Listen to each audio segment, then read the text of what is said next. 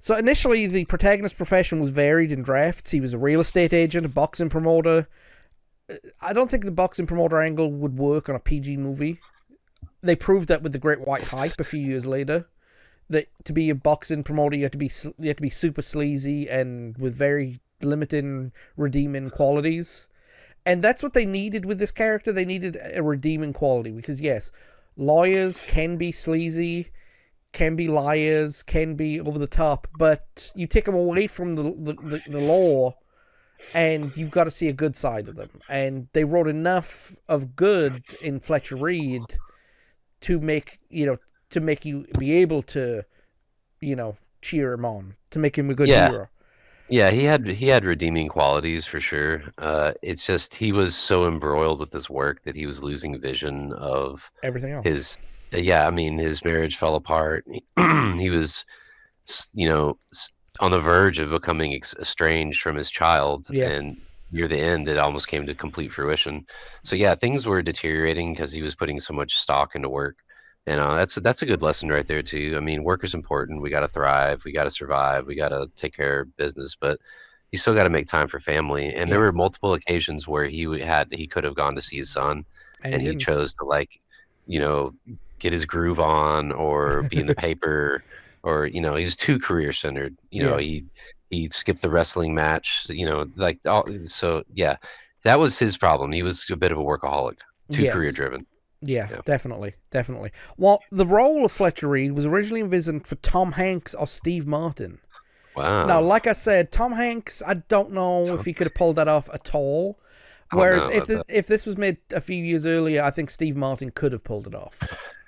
Yeah. I mean, yeah, 90, 93, 94.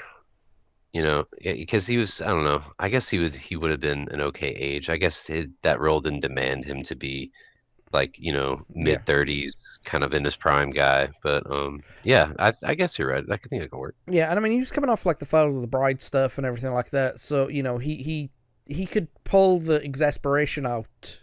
We saw that he could pull the comedy out, he could pull the drama out where it was needed and everything like that. Yeah, But he's versatile. Yeah. yeah, and he is hilarious as well. I mean, Steve Martin is a funny dude. You know, Yeah. so he's a comedian's comedian, basically. Yeah, So he's his classic comedy guy for sure. Him and like Chevy Chase and the Belushis and stuff like that. Yeah, yeah. it's classic. Yeah. So Hugh Grant was actually interested in the role, but had to withdrew, excuse me, after the Divine Brown scandal. Oops, Yeah, yeah. that could have made his career right there. Man, when I read that, I was like, geez, I wonder how many millions and millions of dollars that he missed out on because of that. Because, man, he was entering like Keanu Reeves Yeah, territory. he was Like he was bagging A movies and dating the hottest girls in Hollywood. Like, he was on geez, fire, dude. Yeah, I and mean, he was big. he Yeah. blew it all away.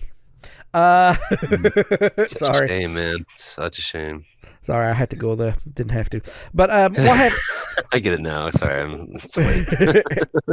But what actually happened was they reached out to Jim Carrey, and Jim Carrey was supposed to do the Truman Show, but they were delayed in filming and getting the script ready and everything like that. So he's committed to the Truman Show, but he's tired of waiting, so he took on Liar Liar instead. And Truman Show did come out in 1997. As we've mentioned before, I've done an episode of the podcast on Truman Show that I really, really need to update because it was just me ranting for 20 minutes about Christoph. Yeah. But he accepted the role. His demands were basically $20 million and that Tom Shadyac direct the film.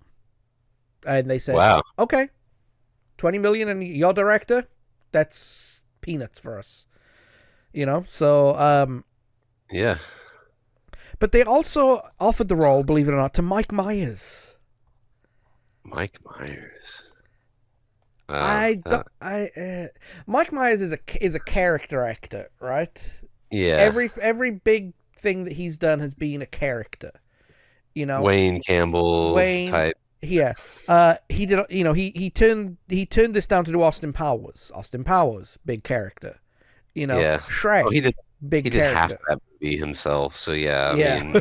yeah, it's tons of screen time.